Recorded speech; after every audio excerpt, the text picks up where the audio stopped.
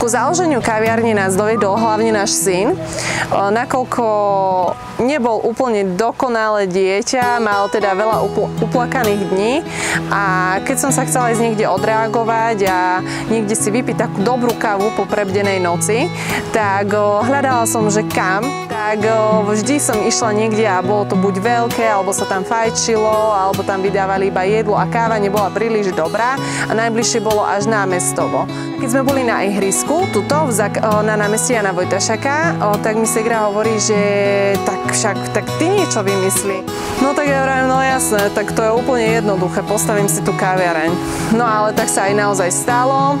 Prebiehalo to asi tak, že svoj nápad sme predstavili na zasadaní, kde všetci poslanci na čele so starostom hlasovali za jednoznačné áno. No a vtedy som si povedala, že wow.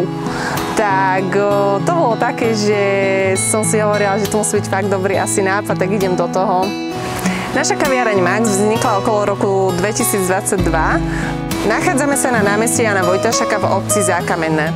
V kaviarni vás vieme ponúknuť rôznymi nápojmi. Je tu predovšetkým káva, ale je tam aj veľa fľaškových nápojov a takisto vyrábame aj domáce limonády. Ku kávičke si viete dať u nás aj koláčik a každý týždeň máme iný druh, aby ste si vedeli za každým priznať niečo iné.